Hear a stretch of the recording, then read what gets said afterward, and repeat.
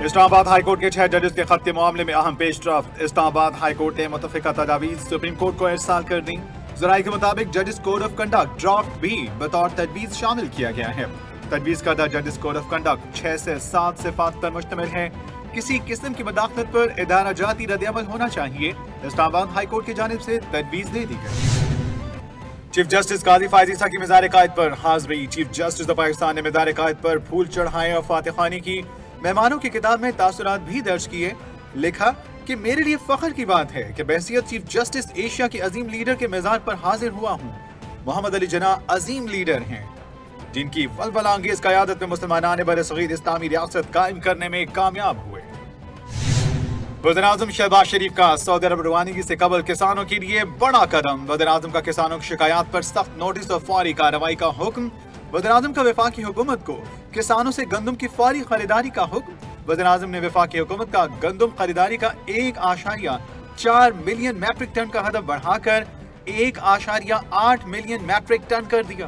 پاسکو کو گندم خریداری کا ہدف بڑھانے اور فوری خریداری یقینی بنانے کے احکامات جاری۔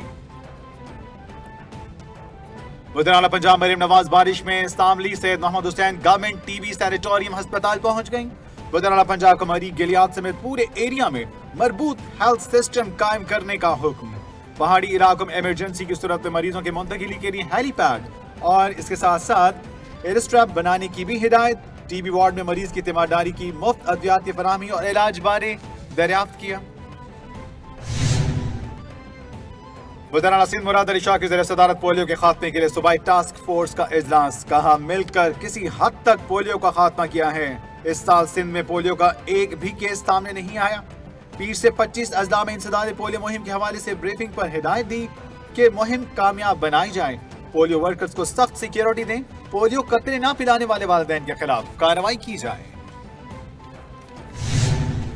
صوبائی وزیر اطلاعات شرجیل انعام میمن کی زیر صدارت محکمہ اطلاعات کا اجلاس۔ شرجیل میمن کی میڈیا ورکرز اور اداروں کے مسائل ترجیحی بنیادوں پر حل کرنے کی ہدایت۔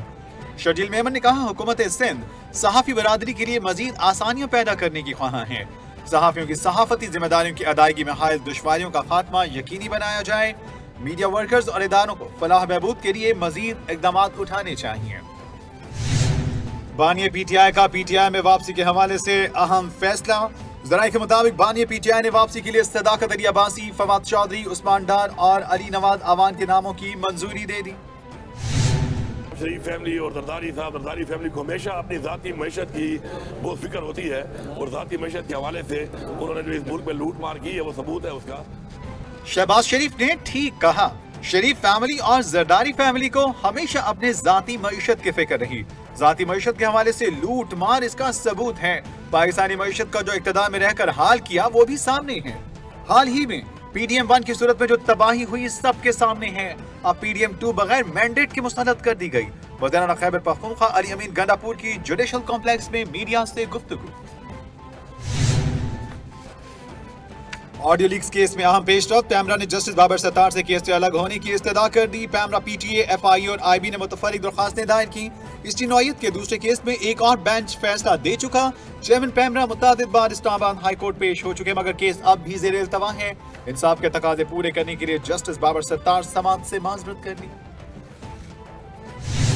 اور کہ یہ کیسز جتنے ہیں یہ پروگریس کیسز بنے ہیں پورے پاکستان میں افسروں کے خلاف بنے ہوئے ہیں۔ اپوزیشن لیڈر عمر ایوب کہتے ہیں پورے پاکستان میں ہم سب پر بے بنیاد مقدمات بنائے گئے۔ یہ وہی جوڈیشل کمپلیکس ہے جہاں بانی پی ٹی آئی آنا چاہتے تھے لیکن یہاں پورا واویلا کیا گیا۔ یہاں آنے سے بانی پی ٹی آئی کو روکا گیا۔ یہ سوچی سمجھی سازش تھی۔ سی سی ٹی وی فوٹیج بھی غائب کر دی گئی۔ فوٹیج سامنے آ جائے تو دودھ کا دودھ اور پانی کا پانی ہو جائے گا۔ اور لندن میں کینسر کا شکار بادشاہ چارلز کی صحت میں بہتری۔ برطانوی میڈیا کے مطابق 2 ماہ بعد پہلی بار بادشاہ چارلز کی عوام میں واپسی ہوئی۔ بکنگم پیلس کے مطابق کنگ چارلز کا علاج جاری ہے۔ وہ بہتری کی جانب گامزن ہیں۔ کنگ چارلز نے بیماری کے دوران بھی دفتری کام جاری رکھا۔ کچھ عرصہ پہلے بادشاہ چارلز کی ٹیسٹ رپورٹ میں کینسر کی تشخیص ہوئی تھی۔